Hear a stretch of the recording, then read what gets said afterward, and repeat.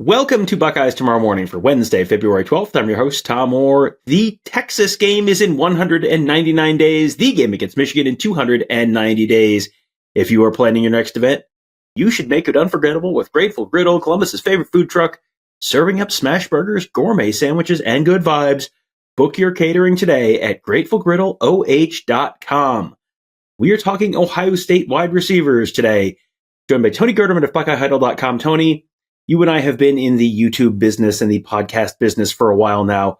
I'm going to tell you the names of the four wide receivers we're going to be talking about on today's show.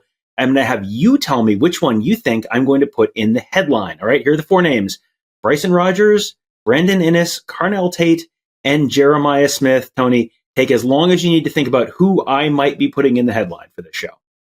Tom, I got a pretty good idea that you're going to put Jeremiah Smith's name in the headline. So now I feel obligated to talk about him, or else I wouldn't.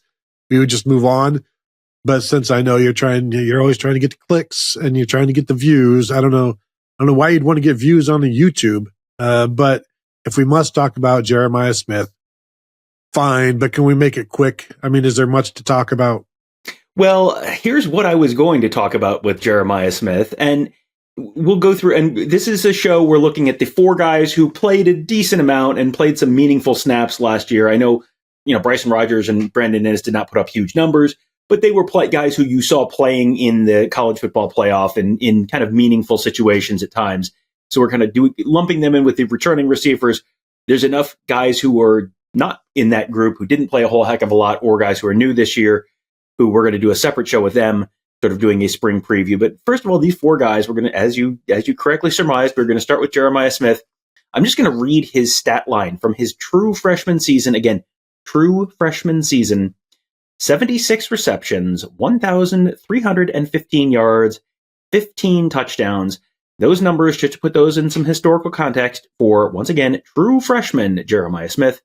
That is fifth all-time in Ohio State history in a single season for receptions, fourth all-time in Ohio State history in a single season for yardage, second all-time behind only Terry Glenn in touchdowns in a single season.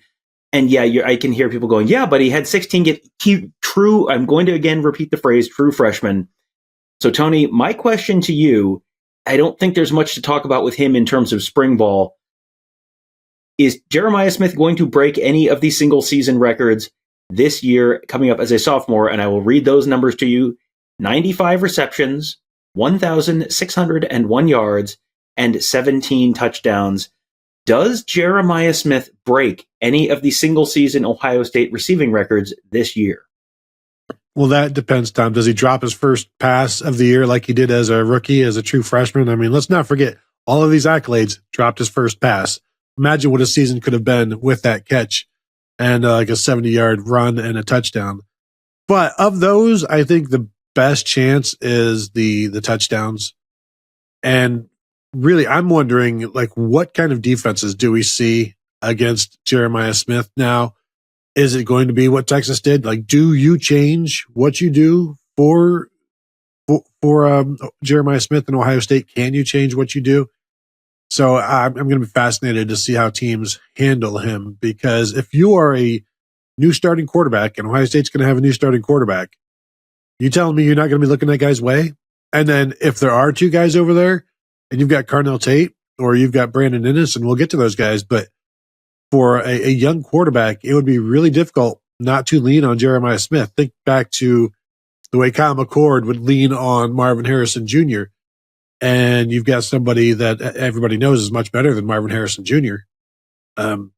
Maybe one day, but it would be difficult not to throw to him, basically. But also, what are defenses doing? Because they just can't play him straight up, right? I mean, I'm expecting the numbers to come down a little, just because defenses are more aware. But how long did defenses need to be before they fully respected him? They should have caught on a little bit sooner than they did, right?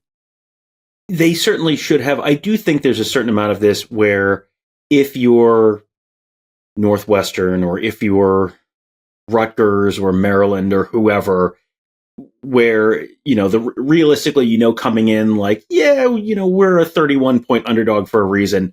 are you completely, spending a whole week redoing everything for a game where it's like, well, maybe if we play our cards just right, someone else can beat us instead. I mean, I guess Northwestern kind of did that because that was the Carnell Tate 2-touchdown game. So they kind of did that, but I don't know that that's something that in a 7-day quick turnaround where it's not a little bit of an extended thing like in the college football playoff, if you can reshuffle things quite as much. But yeah, I'm expecting to see, the college football equivalent of a box and one or maybe a triangle and two against him as often as they possibly can run that out without completely, blowing up their season and wasting a week of practice and all that kind of stuff. But I think there's also just you're potentially not going to see 16 games for Ohio State, so that probably takes those numbers down at least a little bit. And you don't have Emeka Egbuka, so that probably takes those numbers down at least a little bit. And we'll see, Will Howard to Julian Sayin. This time last year, you would have said, well, certainly that's going to be a much more talented quarterback in 2025 than 2024. And then Will Howard exceeded all expectations. And we'll see how Will Howard's replacement, whether it's Julian Sayin or Lincoln Kienholz, plays out this year. But I'm with you in that I think that you're probably not going to see any of those records broken. But if you do, the order of likelihood is probably touchdowns, then yards, then receptions. 95 receptions is just a ton of receptions. And with the way Ohio State was sort of managing snaps and all that kind of stuff this year, you're probably not going to see as many, you're not going to see as many targets and as many receptions. That was I think that was Paris Campbell. And that was in 2018. Jackson Smith-Njigba. Oh, it was Jackson Smith-Njigba. Okay. Yeah. But again, that was a year where the defense was, the point stands, whether it was Paris Campbell in 2018 or Jackson Smith-Njigba in 2021. Boy, if the defense is very bad, then you're going to have to do a lot more throwing and have a lot more offense and a lot more everything. So, it's probably not a coincidence that those two guys were both right at the top of that pile. So, yeah, and then Jackson Smith-Njigba, 1606, that was his mark as well in 2021. So, all right, so there's your Jeremiah Smith talk for the week. Don't worry, it will probably not be the last time we talk about Jeremiah Smith, even before spring football starts. Next up, we're going to talk about Carnell Tate, and his numbers look fantastic for a second-year receiver at Ohio State. 52 catches, 733 yards, 4 touchdowns. Those historically are great numbers. They get completely swallowed up by Jeremiah Smith's numbers and Emeka Egbuka's numbers. Both of those guys were over 1,000 yards and 10 touchdowns each. So in comparison, that's a relatively, a little bit of a quiet season. But again, in historical context, that's an enormous season by Ohio State standards. So it feels like he's one where I look at his numbers and I go over, and over for him in the 2025 season. Yeah. For sure. I'm just wondering, whose numbers are, is Emeka Egbuka's season a baseline for Carnell Tate, or is it the Emeka's yards and Jeremiah's catches? Because those numbers are going to go somewhere, and certainly they'll trickle down past Carnell Tate as well. But over 50, I'm thinking close to 70 catches and 1,100 yards, something like that. And because you got to remember, for as much attention as going to be on Jeremiah Smith, there's going to be less attention on Carnell Tate, and defenses are going to be like, well, he's the lesser of two evils. It's like, well, the lesser of two evils just went for 120 yards on you guys with 2 touchdowns. So I don't know how lesser he is. He looks pretty evil, though, based on what he's doing to your box score, and he's going to have all kinds of opportunities this year. Yeah, and this is something where we had this conversation a bunch during the playoff, where you looked at the opposing team's 2 corners and said, well, if they put their number 1 corner on Jeremiah Smith, and sometimes they did and sometimes they didn't, sometimes they'd take the second guy and try and give him some help. But if you figure your number 1 corner is going to be on Jeremiah Smith more often than not, most opposing teams are not going to have a second corner as good as Ohio State's second wide receiver, and they're certainly not going to have a third corner as good as Ohio State's third wide receiver. So yeah, I do expect a nice little bump there for him in terms of what this next season could mean statistically. Next up, we're going to Brandon Inniss, 14 catches, 176 yards, 1 touchdown, which it feels like his role on this team was probably bigger than those numbers would suggest. You look at those numbers, And it's like, well, he probably just played in garbage time. It was like, no, I mean, he had a really, really consequential catch in the national championship game and had some big plays, throughout the year. He had some big touchdowns in meaningful. His touchdown came in a meaningful moment. He had some big receptions in meaningful moments. He played a bigger role than you would expect. And now, now that the meddlesome Emeka Ibuka is out of the way, the slot is all his unless they want to play someone else there.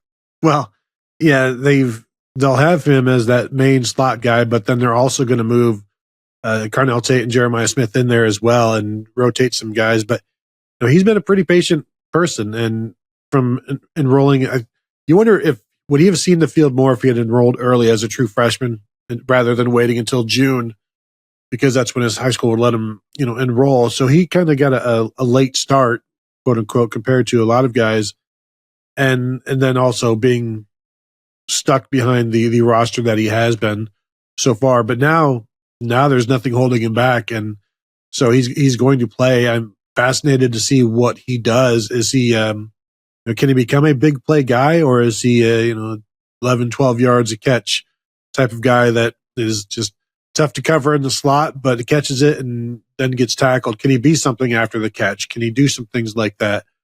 So I think he's a different type of slot receiver than Ohio State has had, or that they've used recently, because he's not a Emeka Ibuka. He's a little bit different. So I'm interested to see how they use him and how much do they use him with the jet sweeps and things like that? Does he carry the ball? What all do they do with them? And, we see him all the time celebrating everybody's touchdown. He's an incredible energy giver. So he's an exciting guy, and he's going to be excitable as well. Yeah, he's someone who I remember watching him at a camp in the summer of 2022, maybe 2021. It has been a while, and watching him just torch people in the open field, just in those one-on-one drills. And he came to Ohio State relatively polished as far as high school receivers go. He was one of those guys on that South Florida Express team, so he's been going up against really, really high-level competition for quite a while. He's also someone who, as you said, enrolled later. He was a June enrollee, not a spring enrollee. That always does set you back a little bit. You wonder if he would be, his second year stats might have looked like his first year. His second year stats might have been his first year stats if he'd enrolled early. But he is right on time now for a potentially far, far bigger role this year. Someone else who could be in line for a far bigger role this year, fourth guy we need to talk about, and that is Bryson Rogers. Another guy who 5 catches, 46 yards. And that, that's like, okay, well, that's clearly you never played a meaningful snap. And it's like, no, we saw Bryson Rogers I think Bryson Rogers played, he was on the field for one of the touchdowns against Penn State. That might have been the Brandon Inniss touchdown, I think, where, you saw these guys, they were getting rotation, they're getting snaps. Brian Hartline was rotating these guys, and it was not just, okay, it's the fourth quarter against Western Michigan. Like these are guys who are trusted, and it's just a matter of, it's hard to get on the field with these guys ahead of you. Bryson Rogers looked like he was out the door this time last year, ended up coming back, took on a bigger role last year, and seems like he could be in line for a bigger role again this fall. Yeah, everybody moves up a spot, but I think you can see playing time. Like there's a horizon there that you can achieve. So it'd be interesting to see how much he attacks that. But he's a guy that could play inside and outside, has been mostly inside through his Ohio State career, but is also a guy that has been talked about with the in-house record-breaking targeting numbers, where if quarterback throws to him, it's completed at a higher level than any receiver before him. Like that, this is something that was talked about, I think, his true freshman year of 2023. Didn't hear much about it in 2024, I don't think, but I don't expect that he dropped off the face of the earth in terms of successful targets. So he's a guy that has been able to get open. I saw him, somebody wrote about him. One of the maybe 11 Warriors, one of the outlets wrote about him and quoted him as saying, I think I'm one of the best route runners in the nation. And he quote tweeted, he's like, I misspoke, I'm the best, something to that effect. So also showing that confidence that you kind of need to really make your mark in the Ohio State receiver room. Yeah, leading the team at one point in efficiency of targets, and leading the team also in confidence, which in that wide receiver room, there is not a lack of confidence. So it is high praise indeed. We'll see what his role looks like this fall. but he's going to have to keep working as all four of those guys are, because there are some very, very talented younger guys coming up behind them on that depth chart. That's the thing about the wide receiver room. The talent just keeps coming, and it is you have to always keep working, because you got very talented guys coming behind you. And I started saying tight end there because I was already thinking, I wonder how much 12 personnel they're going to play this year, because you got some really talented tight ends in there as well, and so you might lose some wide receiver snaps there as well. So that's all stuff we'll be talking about plenty as we go through spring football and as we head into the season. But there's plenty of time before then, and one of the things that can help you fill that time between now and then is a membership at BuckeyeHuddle.com. That's where Tony, Kevin, and I cover the team. Mark covers recruiting. Got our whole team of X's and O's gurus there as well to make you a smarter football fan. Very fun and active community on the Huddle Board presented by Jeff Ruby's Columbus. And if you have not gotten your national championship confetti yet, well, there is still a little bit left. We're getting down towards the bottom of the bag. But if you want some, you can become a member at BuckeyeHuddle.com. Instructions on how to get yours are on the Huddle Board presented by Jeff Ruby's Columbus. That will do it for today. Thank you guys all for joining us. Have a great day. We'll talk to you tomorrow.